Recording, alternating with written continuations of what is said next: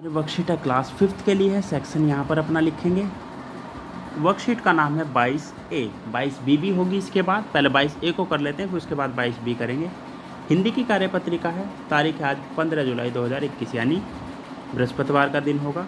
पाठ्य पुस्तक का नाम है रिमझिम और पाठ का नाम है राख की रस्सी। यहाँ पर विद्यार्थी अपना नाम लिखेंगे और यहाँ पर अपने शिक्षक या फिर शिक्षिका जो भी आपको पढ़ाते हैं उनका नाम। तो शुरू करते हैं। नमस्ते प्यारे बच्चों, आशा है कि आप सब स्वस्थ होंगे और खुश होंगे। बच्चों, आपने पाठ राख की रस्सी में पढ़ा कि लड़की ने अपनी समझदारी से लोनपोगार के बेटे की मदद की।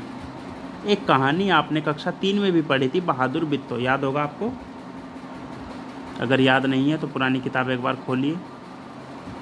याद है आपको? ऐसी और भी कई कहानियाँ आपने पढ़ी और सुनी होंगी जिसमें समझदारी और बहादुरी के किस्से होते हैं। प्रश्न 1, नीचे दिए गए शब्दों से मेल खाते हुए शब्दों को शब्द पेटी में से छांटकर तालिका में लिख। देखिए ये है शब्द पेटी जिसमें शब्द हैं। इनमें शब्द छांटकर आपको यहाँ लिखने हैं इनके शब्द। देखिए बच्चा जो होता है शिशु होता है और बालक होता है।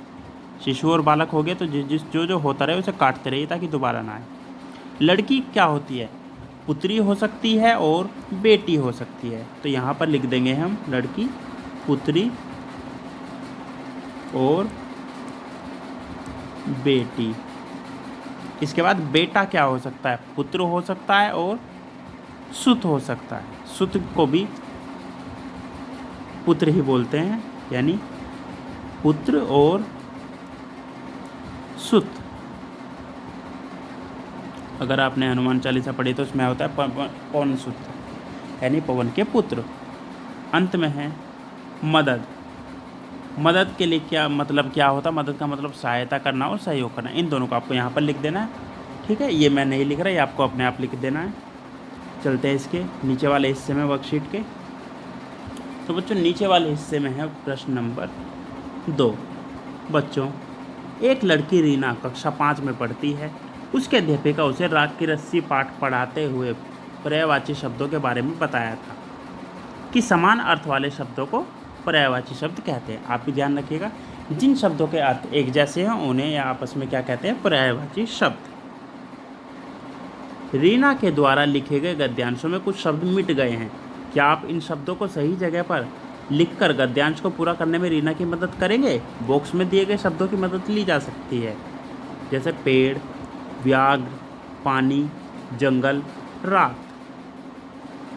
और देखिए साथ में बता भी रखा है कि ये किसका पर्यायवाची। जैसे शुरू करते हैं, पहले पढ़ लेते हैं एक बार। एक राजकुमारी को घूमना बहुत पसंद था। एक दिन वह डैश यानी वन के पर्यायवाची जो शब्द होगा उसमें गई। उसमें बाघ का पर्यायवाची जो शब्द होता है कि बच्चे का पीछा करते हुए खो गई। रास्ते में उसे एक चमकता हुआ वृक्ष का पर्यायवाची शब्द दिखाई दिया। उसने सोचा कि वह बैठकर जल के पर्यायवाची पी ले और थोड़ा आराम भी कर ले। वहीं आराम करते हुए उसे नींद आ गई और जब उसकी आंख खुली तब वह रात्रि का जो पर्यायवाची होता है वो हो चुकी थी। अब देखिए क्या क्या होता है। वन का पर्यायवाची क्या होता है? जंगल। तो ये आएगा हमारा पहले नंबर पर, लिख देते हैं साथ के साथ। उसके बाद वन में डैश का पीछा, किसका पीछा करते हुए? व्याघ्र का पीछा करते हुए, ये होगा दूसरे नंबर पर। खो गई। रास्ते में उसे एक चमकता हुआ वृक्ष का पर्यायवाची क्या होता है? चमकता हुआ पेड़ दिखाई दिया। उसने सोचा कि वह बैठकर जल का क्या होता है? पानी। पानी को लिखेंगे 4 नंबर पर। पानी पी ले और थोड़ा आराम भी कर ले। वहाँ आराम करते हुए उसे नींद आ गई और जब उसकी आँख खुली तब वह रात्रि का पर्यायवाची रात हो चुकी थी। इसे लिखेंगे हम 5वें नंबर पर। और इसी के साथ हमारा जो ये पैराग्राफ था रीना की मदद करने के लिए जो हमने पूरा करना था वो हो चुका है। अगर आपको समझ में ना आए, देखिए मैंने यहाँ पर लिखा नहीं है लेकिन यहाँ पर नंबर लगा दिए हैं सभी पर, तो आपको उसी के हिसाब से उस शब्द को उस नंबर पर लिख देना है। पहला यहाँ, दूसरा, तीसरा, चौथा और अंत में 5वां यहाँ पर। तो बच्चों, आपको कार्यपत्रिका मज़ेदार लगी? अब झटपट बताइए कि आपने आज क्या नया सीखा। वैसे एक मैं बता देता हूँ, आज आपने अगर सीखा है तो समान अर्थ वाले शब्दों को पर्यायवाची कहते हैं। ये शायद आपको पहले ना पता हो, आज पता चल गया होगा। और अंत में अभिभावकों के लिए सुझाव, बच्चों के साथ शब्दों का हेरफेर खेला जा सकता है। इसमें दिए गए शब्दों को उनके समान अर्थ वाले शब्दों से बदलना होता है। सभी सदस्यों में से जिसके शब्द ज़्यादा होंगे वह जीत जाएगा। और अंत में कोरोना से बचने के लिए अपने हाथों को साबुन व पानी से नियमित रूप से धोते रहिए, मास्क लगाए रखिए और उचित दूरी बनाए रखिए। अपने आप को भी और अपने घर वालों को भी सुरक्षित रहिए। आज की वर्कशीट में इतना ही। अब चलते हैं इस वर्कशीट के बी पार्ट पर।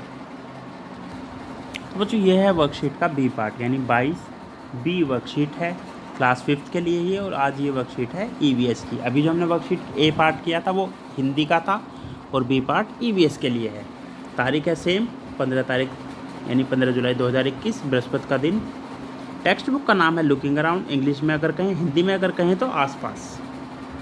पार्ट यानी यूनिट 1 है सुपर सेंस। स्टूडेंट का नाम यहाँ पर लिखेंगे, टीचर का नाम यहाँ पर। नमस्ते प्यारे बच्चों, आशा है आप सभी स्वस्थ होंगे और सुरक्षित होंगे।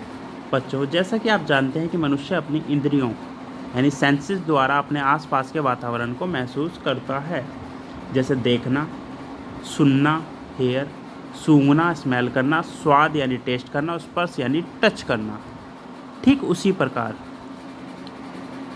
हमारे वातावरण में रहने वाले जानवरों के पास भी कुछ अद्भुत विशेषताएं होती हैं, जिनके कारण वे अपने आसपास के वातावरण को समझ पाते हैं। जैसे कि कोई जानवर मीलों दूर से अपना शिकार देख सकता है तो कोई हल्की सी आहट को भी सुन लेता है।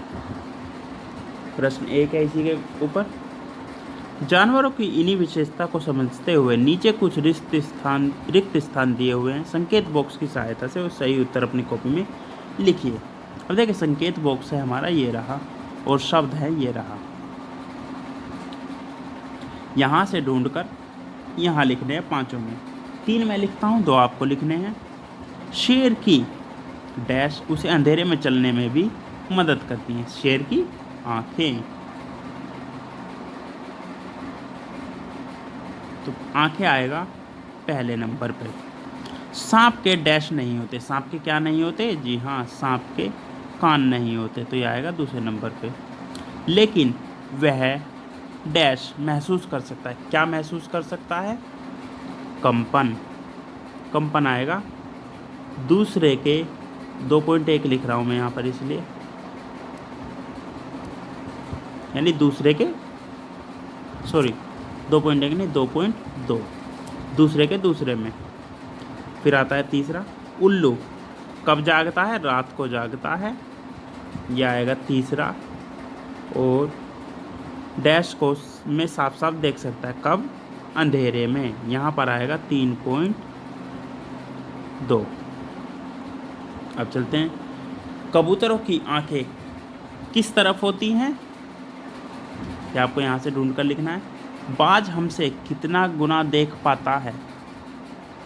यह आपको इन दोनों में से सिर के दोनों या फिर 4 गुना दूर आपको ऑप्शन इसमें भरने हैं। तब तक हम चलते हैं अगले प्रश्न पर। तो बच्चों, इसके बी पार्ट का दूसरा क्वेश्चन है ये रहा। नीचे कुछ जानवरों की विशेषताओं का विवरण दिया गया है। जानवरों की विशेषता का मिलान संबंधित जानवर के साथ कीजिए और सही उत्तर अपनी कॉपी में लिखिए। अब देखिए, यहाँ पर बना रखा है 1, 2, 3, 4, 5 और इनकी विशेषताएं हैं यहाँ पर A, B, C, D, E। तो A को किससे मिलाना है, B को किससे मिलाना है, ये आपको बताना है। 3 मैं मिला देता हूँ, 2 आपको करने हैं ताकि आपका भी ध्यान लगा रहे काम में। मैं तरह तरह की आवाज़ों द्वारा पानी में चेतावनी देती हूँ। पानी में चेतावनी कौन देती है? डॉल्फिन। तो डॉल्फिन को हम मिलाएंगे 3 नंबर से। बी, मैं अपने जीवन काल में 8 पेड़ों पर ही घूमता हूँ। कौन है भाई ऐसा जो 8 पेड़ों पर ही घूमता हूँ?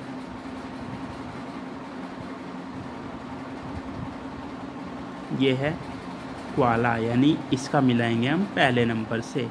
तीसरा, मेरी दहाड़ 4 किलोमीटर दूर तक सुनी जा सकती है। कौन है ऐसा? शेर, यानी 5 नंबर। अब देखिए 2 बचे हैं। मैं मलमूत्र द्वारा अपना इलाका तय करता हूँ, कौन करता है ऐसा? और मैं सर्दियों में लंबी और गहरी नींद सो सकती हूँ। अब देखिए इनमें से कुत्ता क्या करता है और छिपकली क्या करती है, ये आपको पता लगाना है। और अंत में तीसरा क्वेश्चन,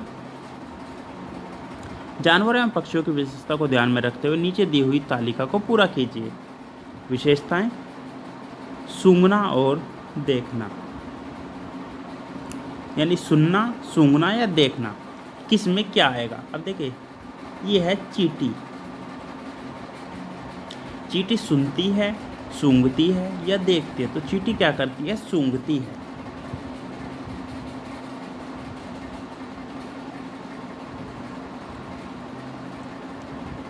सूंघना। बाज क्या करता है? देखना।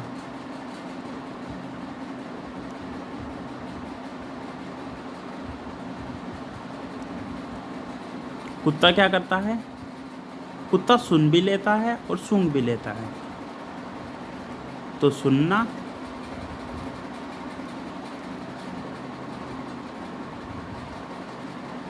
सूंघना।